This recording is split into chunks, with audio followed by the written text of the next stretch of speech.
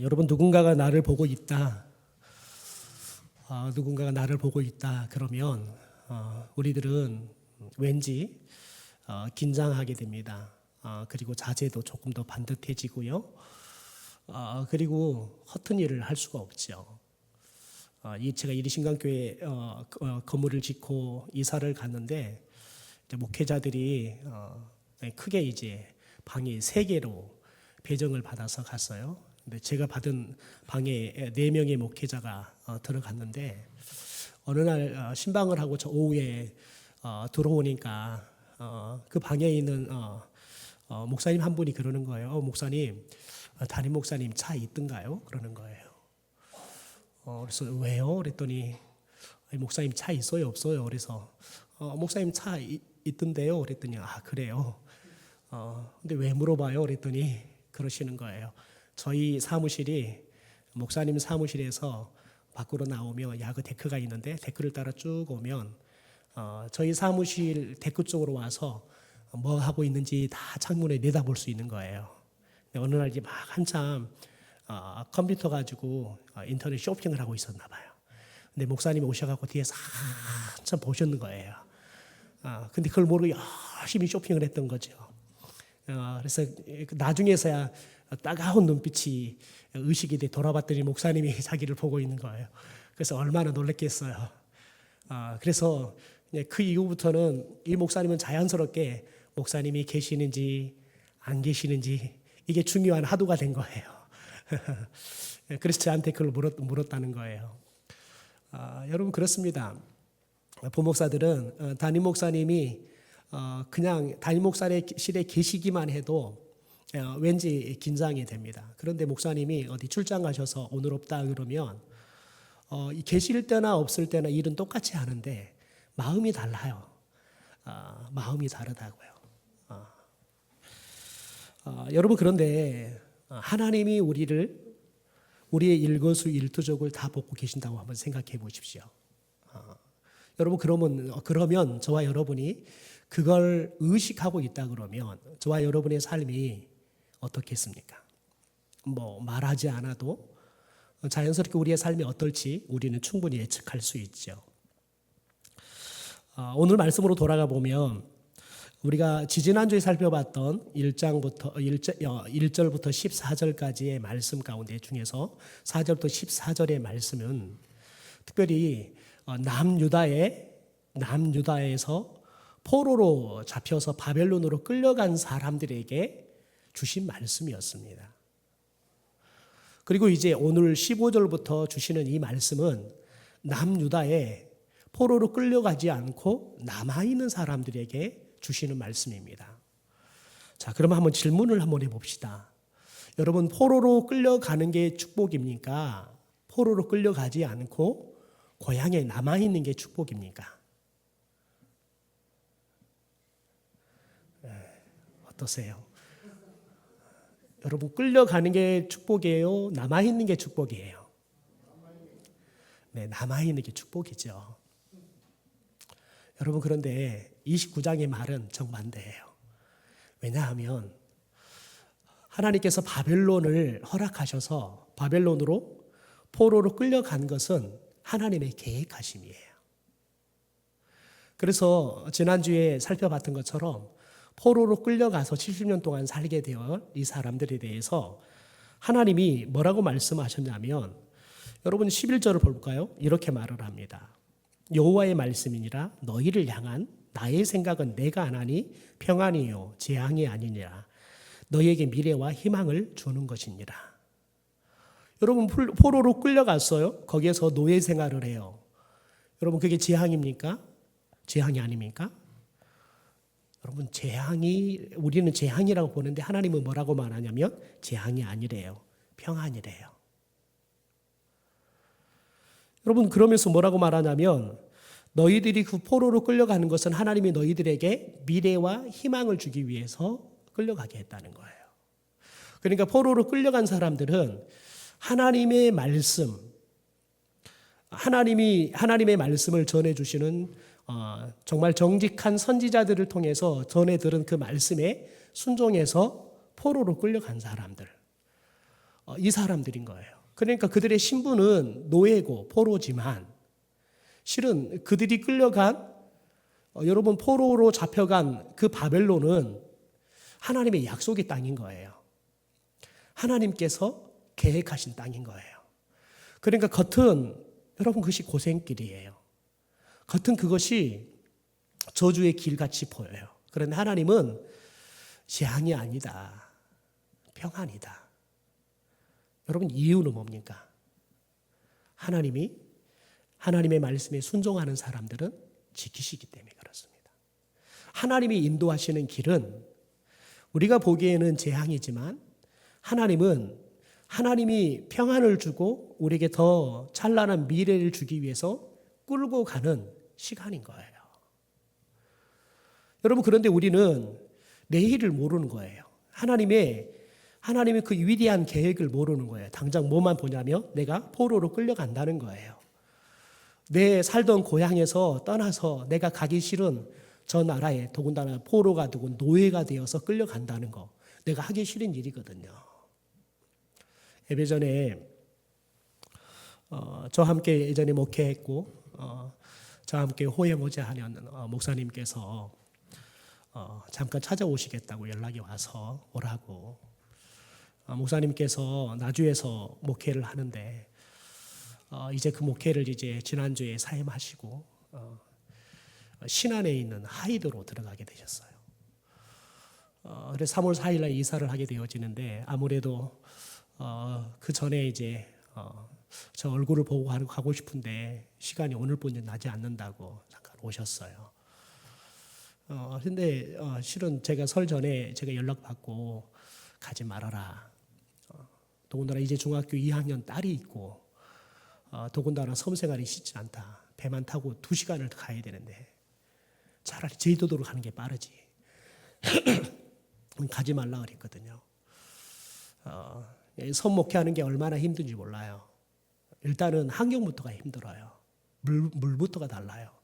물이 세요. 그래서 여자분들은 다 피부들이 상해요. 그냥 늙어요. 더군다나 가장 민감한 중학교 2학년 딸이 이제 지금까지 거의 10년 이상 같이 살았던 친구들하고 초등학교도 중학교도 같이 갔는데 그 친구 또래 단이 가장 중요할 때인데 그 아이들을 버리고 전혀 모르는 여러분 그곳에 가야 하는 것이 얼마나 아이에게는 크나큰 상처인지 몰라요. 자칫 아이의 인생이 완전히 자초되어지는 어려움을 당할 수 있어요. 그래서 제가 가지 않으면 좋겠다. 제가 한 3시간 전화 붙잡고 가지 말아라. 너 사모님한테 전화 바꿔라. 사모님한테 그렇게 사모님 가시면 안 된다고. 그렇게 말렸는데 결국은 이제 가기로 하셔서 지난주에 사임을 하셨더라고요. 와서 잠깐 식사하면서 이야기 나눴는데 마지막 가면서 저를 꼭 안아주고 가요. 그러면서 그러는 거예요. 고맙다고. 어느 누구도 가지 말라는 말을 하지 않더래요. 어느 누구도 거기 왜 가냐고 말을 하지 않더래요. 이제 가기가 다 결정이 되고 나니까 왜 고생하려고 섬에 들어가려고 하냐고 이제 그제서야 이야기를 하더라는 거예요. 그래서 제가 얼마나 진심으로 이야기한지 그리고 제가 얼마나 사랑으로 이야기하는지 아니까 저를 가지 말라고 말려줘서 너무 고맙다고. 제가 형님 말 순종하지 않지만 제가 하나님의 부르심에 순종하고 한다고. 그러면서 그러는 거예요. 나올 때에는 형님 말 듣겠습니다. 그러시더라고요. 나올 때는 형님 말 듣는다는데 제가 나오라고 말할지 안 할지는 모르겠어요. 여러분 그런데 목사님이 그 이야기 하는 거예요. 가르기로 결정하고 나니까 마음이 너무 편하다는 거예요. 오히려 여기보다 교회가 전체적인 환경이나 이런 부분은 좋긴 좋지만 여러분 섬에 들어가면 언제가 제일 힘드냐면 해질녘이에요. 여러분 해가 져가잖아요. 더군다나 섬은 해가 져도 되게 늦게까지 해가 안 지고 노을이 깊어요. 여러분 그때 얼마나 이 고독이 물려온지 몰라요. 근데 그걸 막을 길이 없어요.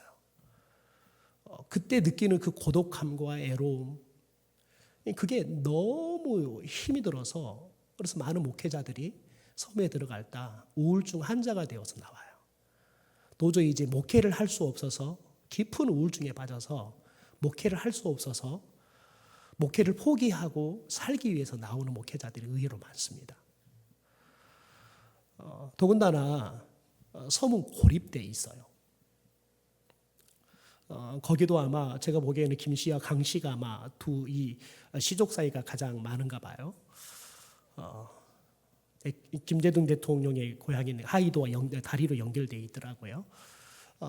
여러분 그런데 그러다 보니까 섬은 육지보다 훨씬 더 그게 더 강해요. 그러다 보니까 교회가 조용한 것 같으면서도 끊임없이 밀묻해서 시끄러워요. 목사가 누구 편이 들 수도 없어요. 집안 싸움 하는데 누구 편을 들겠습니까? 편을 안 들으면 편을 안 들인다고 뭐라고, 편을 들으면 편 들은다 뭐라고. 이러지도 못하고 저러지도 못하고, 그래서 정말 목회자가 중간에서 거의 그냥 동네 축구공처럼 이리 치이고 저리 치이다가 결국은 떠나요. 전임 목회자도 예배당 다 리모델링 해놓고 사택도 다 리모델링하고 작년에 임직하고 3년 만에 교회를 떠나서 육지로 갔더라고요. 그만큼 힘들어요.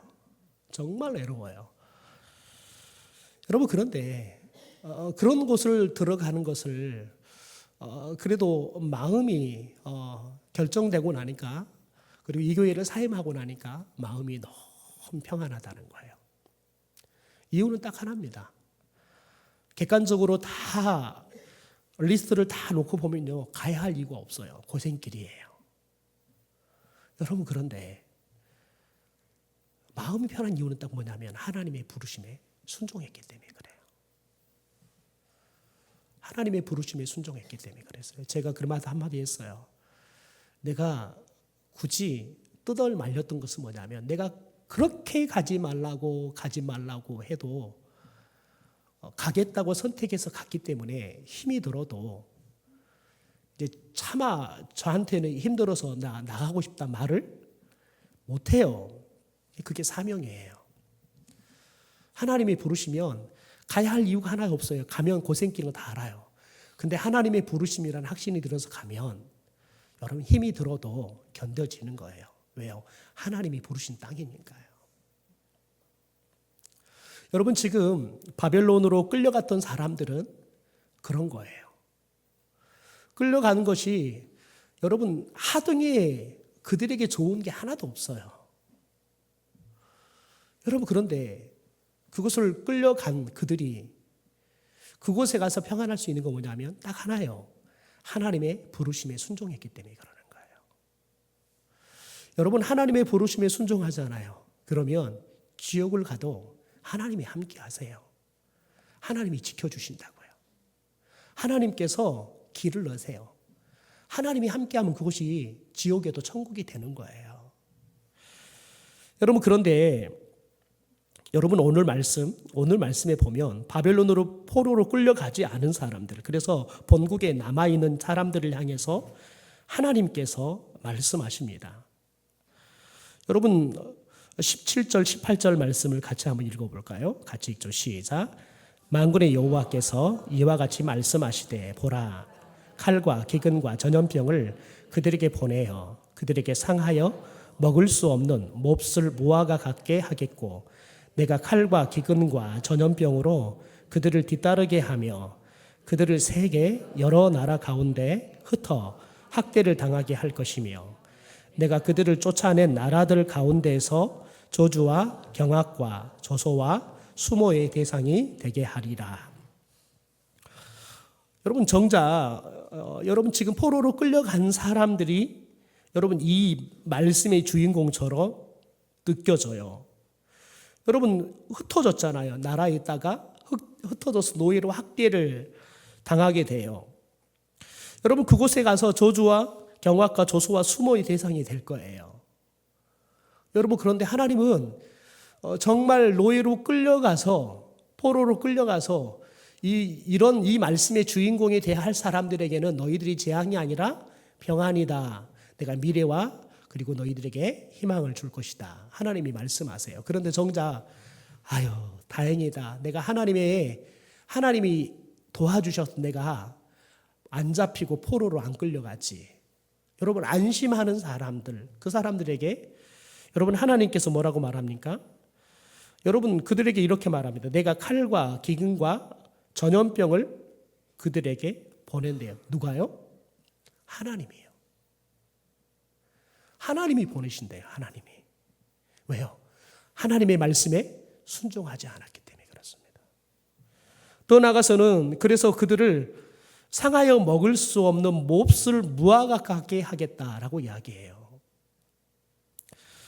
여러분 내가 칼과 기근과 전염병으로 그들을 뒤따르게 하며 여러분 더 기가 막힌 일들이 벌어집니다. 그들을 세계 여러 나라 가운데로 흩어 학대를 당하게 할 것이다. 여러분 끌려간 사람들은 오롯이 이 바벨론이라는 한 나라의 포로로 잡혀가요. 그런 남아있는 사람들은 여러 나라들이 침략에 들어와서 이들에 의해서 이 나라로 끌려가고 저 나라로 끌려가고 여기서 학대당하고 저기서 학대당하는 일들을 당하게 할 거라는 거예요. 여러분 이유는 딱 하나입니다. 하나님의 말씀에 순종하지 않았기 때문에 그렇습니다. 여러분 지금 하나님은 바벨론을 끌려간 순종의 사람들과 본국에 남아있는 불순종의 사람들을 대조적으로 지금 우리 가운데 보여주고 있는 겁니다. 여러분 남아있는 사람들은 겉으로는 복받은 사람 같습니다. 여러분 그런데 복받은 그들에게 하나님의 재앙이 닥쳐온다라고 이야기합니다. 바벨론에 끌려간 사람들은 그들이 재앙을 받아서 끌려간 것 같습니다. 여러분 그런데 그들은 하나님의 울타리 안에서 하나님의 돌보심과 보호하심과 더 나아가서 하나님께서 그들의 길들을 하나님이 하나하나 열어가시는 여러분 축복의 삶을 살게 되어지는 겁니다. 그러니까 여러분 바벨론은 불순종의 사람들에게는 여러분 재앙을 받아서 끌려가는 포로로 노예로 끌려가는 조롱과 학대의 나라예요. 땅이란 말이에요. 그러나 여러분 순종해서 간 사람들은 끌려가는 것이 아니라 그들이 간 거예요. 여러분 그러니까 거기는 포로로 가기 싫은 곳이 아니라 내 하나님과 함께 간 하나님의 울타리 안에 하나님이 새로운 여러분 삶의 자리를 잠깐 여러분 그들 가운데 예비하신 곳에 가 있는 거죠. 우리 집은 아니기 때문에 불편은 하겠지만 그러나 하나님께서 지켜주시는 거예요. 하나님이 보호해 주신다고요. 그러니까 그들은 여러분 전염병도 없고요. 학대도 당하지 않고요.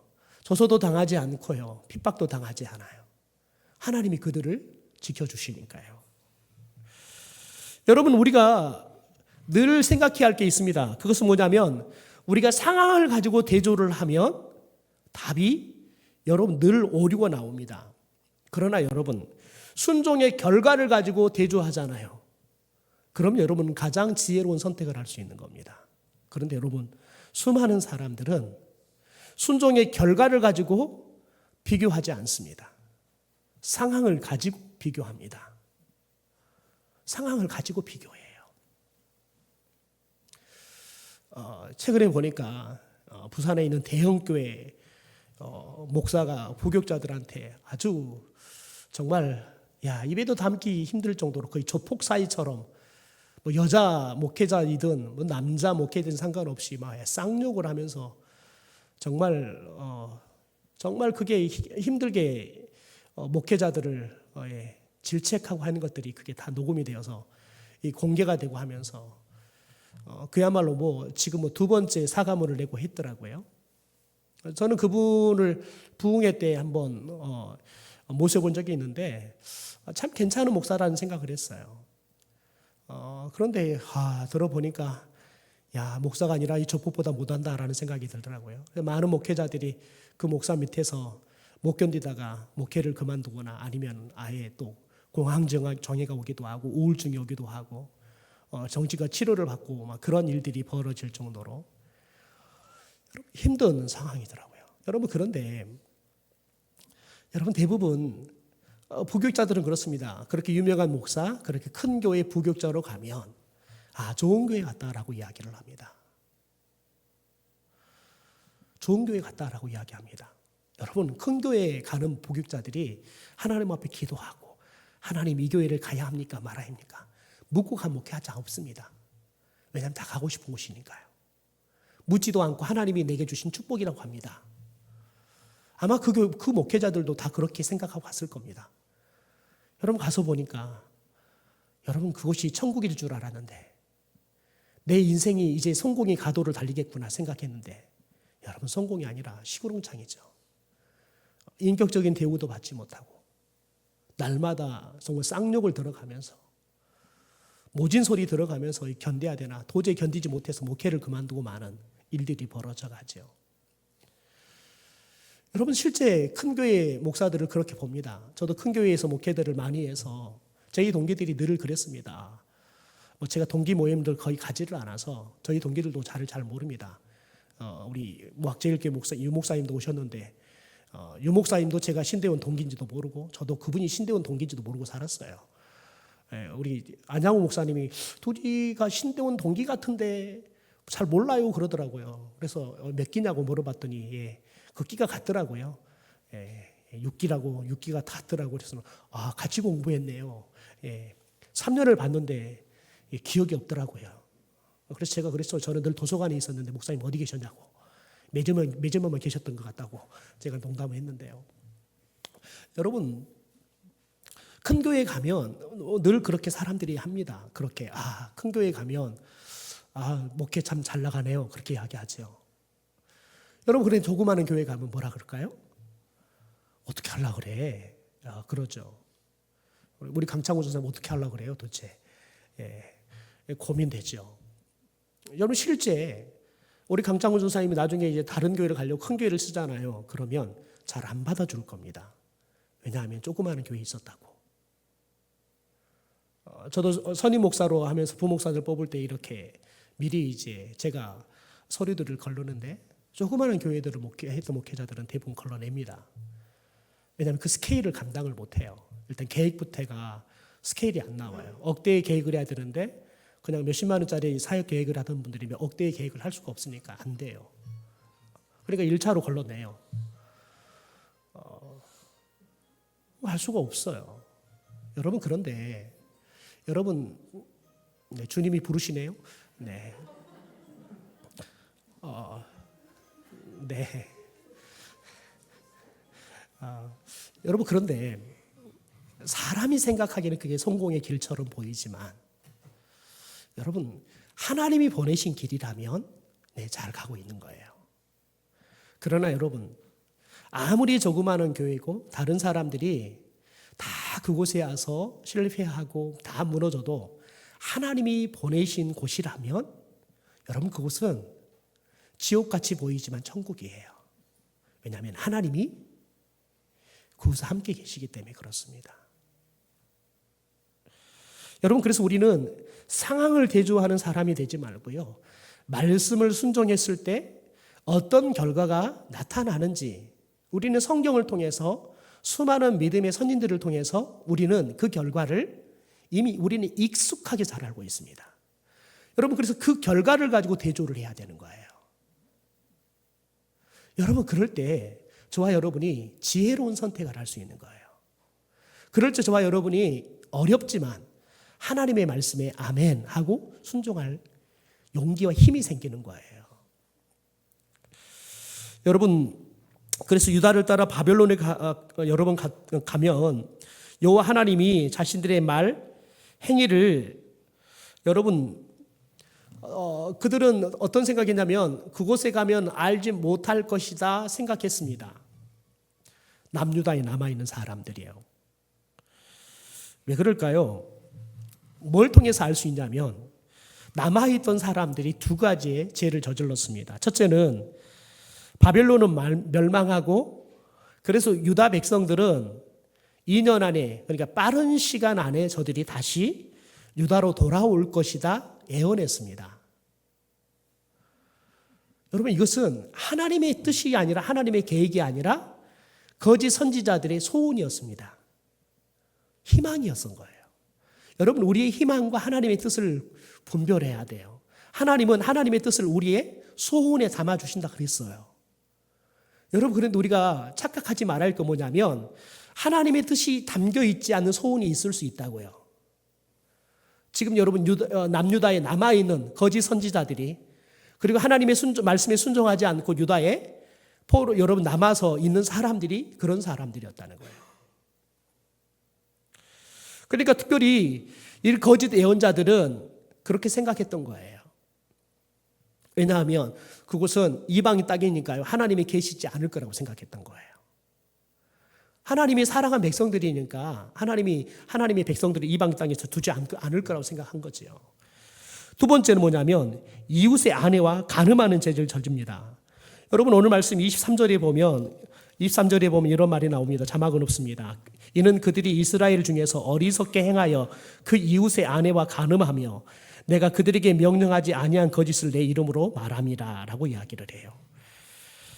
여러분, 하나님께서 십계명을 통해서 내 이웃의 아내를 탐내지 말라라고 말을 했단 말이죠. 그런데 여러분, 아합과 시드기야는 이 하나님의 십계명을 어기고요, 이웃의 아내를 간음했어요. 여러분, 아합과 시드기야는 하나님을 유다라는 지역에 묶어두고 마치 이 유다 지역에서만 활동하시는 신으로만 그들은 취급했어요. 여러분, 그래서 그들은 결국 그들은 어떻게 되냐면 결국 바벨론 당국에 의해서 하형을 당하게 되어집니다. 더 나아가서 바벨론에 거주하고 있는 유다 백성들로부터 그들은 22절에 보니까 저주를 받습니다. 여러분, 우리들이 기억해야 합니다. 저와 여러분이 하나님이 계시지 않는 곳이 없다라는 사실을, 그리고 하나님은 저와 여러분보다 우리를 더 잘하신다는 거예요. 하나님은 모르는 게 없어요. 하나님은 다 아신다. 이걸 기억해야 합니다. 여러분, 우리는 교회에 오면 그 의식이 커요. 그런데 교회 밖을 나가잖아요. 그럼 그 의식이 흐려져요. 여러분, 오늘 아합과 시드기야와 다른 게 뭡니까? 만약 그렇다면요. 여러분, 하나님은 계시지 않는 곳이 없어요. 하나님은 모르는 게 없어요. 다 아세요. 여러분, 그래서 우리들이 늘 하나님 앞에서 하나님이 나를 다 보고 계신다는 것을 기억해야 합니다. 여러분, 이걸 기억할 때 저와 여러분이 방자에 행하지 않아요. 무례히 행하지 않아요. 목사님이 예배전에 찾아오셨던 목사님이 그래 아픈 이야기를 하시는 거예요. 매일매일 어려운 어르신들 병원 차 모시고 오고 또 집에 데려다 주고 전구 고장 나면 전구 고쳐주고 별의별을 다 해주고 그 10몇 년 동안을 섬겼는데 어떤 권사가 그러더라고요. 목사님이 우리 교회를 떠나야겠다고. 목사님이 오시고 우리 교회가 숫자가 줄었다고. 그래서 목사님 나가야 한다고. 능력 없다고. 준 게 아니거든요. 불었거든요. 근데 뭘 갖고 하냐면 그 목사님이 오기 전에 그 교회가 한참 잘 나갔을 때 그 기준을 갖고 이야기를 하는 거예요. 이 목사님 오셔서 어쩌든 쫄지 않고 그래도 전도도 하고 또 죽기도 많이 죽지만 그래도 간신히 유지를 해왔단 말이죠. 그러더니 이제 사임서를 냈더니 사임하겠다 했더니 왜 말도 않고 우리하고 상의도 않고 사임하냐고 안 가면 안 되냐고 울고 불고 난리를 하시더라는 거예요. 근데 그게 더 속상하시더라는 거예요. 가라 그럴 때는 언제고 이제 가겠다 그러니까 안 가면 안 되냐고. 오히려 그게 더 화가 나더라는 거예요. 사람을 갖고 노나? 여러분 그러는 거예요. 여러분 생각해 보세요. 하나님이 보고 있다. 하나님이 내가 말하는 걸 다 듣고 있다. 여러분 생각하면 우리는 무례히 말할 수 없습니다. 저희 큰누님이 어머니를 참 잘 모세요. 잘 모시는데 그런데 늘 보면 누님과 어머니는 싸우시는 것 같아요. 저희 어머니하고 저희 아내가 통화한 걸 보면 늘상 3분의 2는 큰딸 욕하는 거예요. 늘 그래서 매 이거 하지 말아라 저거 하지 말아라 그래놓고 김치 담으러 오면 지가 다 가져가면서 하지 말라 그런다고 막 왜 그런 이야기예요. 여러분 그런데 제가 지난 월요일 날 어머니를 한 모시고 병원을 가보니까요. 야, 우리 누님이 참 고생하신다. 그 생각이 들어요. 그 생각이 들어요. 야, 우리 어머니가 벌써 이렇게 나이 드셔가지고 할 말하는 말 고비를 못 하시고 이렇게 그냥 입이 한번 터지시면 끝없이 막 다 나오구나. 예, 그래도 예전에는 좀 골라서 이야기하고 있었더니 요즘은 그냥 하다 이야기할 사람이 없으니까 이야기할 사람이 생기면 그냥 이것저것 그냥 주섬주섬 나오는 것은 다 이야기하시는 것 같아요. 근데 마음이 막 불편해요. 마음이 불편해요. 그런데 한편으로 주님이 그 마음을 주시는 거예요. 야, 네 기껏 해봤자 1년에 어머니한테 이런 이야기 몇 번이나 듣냐? 너 몇 번이나 듣냐? 하나님이 제게 그러시더라고요. 그래서 제가 어머니한테 그만하세요 하고 싶은 말이 여기까지 올라오는데 꼭 눌렀어요. 예, 꼭 눌렀어요. 그리고는 제가 이어폰을 끼고 운전하고 갔어요. 여러분, 저희 어머니 얼마나 신실하게 기도한지 모릅니다. 새벽이면 새벽 3시, 4시면 일어나시는 것 같아요. 일어나셔가지고 화장실 다녀오시면 그 침대에 앉아가지고 예, 뭐라고 막 하세요. 가만 들어보면 기도하고 계시는 거예요. 그렇게 기도하시고 아침에 밥 먹는데 권사님이 또 누구 욕하고 계시는 거예요. 기도를 하지 마시든지. 여러분 왜 그럴까요? 여러분 하나님은 우리가 생각하는 것보다 사랑이 정말 크신 분이십니다. 그러나 하나님은 우리가 생각하는 것보다 우리 죄에 대해서 정말 엄하게 다스리신 분이십니다. 그래서 저와 여러분이 죄에 대해서 두려워해야 돼요. 무서워해야 한다고요. 하나님은 죄 앞에서는 하나님의 사랑한 자녀니까 조금 내가 봐줄 게 없습니다. 죄는 죄입니다. 하나님의 아들 독생자 예수를 죽일 만큼 죄에 대해서 엄하게 다스리신 분이십니다. 여러분 하나님이 뭐라고 그래요? 너희들이 한 말을 내가 듣고 그대로 행하리라 라고 이야기하는 거예요. 두려운 거예요. 여러분 저와 여러분이 늘 기억해야 합니다. 하나님은 다 아신다. 나는 방금 전에 말을 해놓고도 뭐 말했는지 잊어버려도 하나님은 다 아신다. 내가 말은 안 해도 마음속에 어떤 마음을 품었는지 어떤 생각을 했는지 하나님은 다 아신다. 여러분 이걸 잊지 않아야 합니다. 여러분 보십시오. 23절 마지막 이렇게 말합니다. 나는 알고 있는 자로서 증인이니라. 하나님은 다 알고 계신다는 거예요. 그리고 하나님이 야, 너 이런 죄 지었지? 내가 증인이다. 여러분 하나님은 우리의 죄에 대해서 엄격하십니다. 우리의 죄에 대해서 우리가 발뺌하지 못하도록 하나님은 정확하게 증언하십니다. 여러분 하나님이 여러분 우리 생각하면 하나님이 고민하지 않게 하셔야 돼요. 아유, 내가 저놈을 다 불어 말어.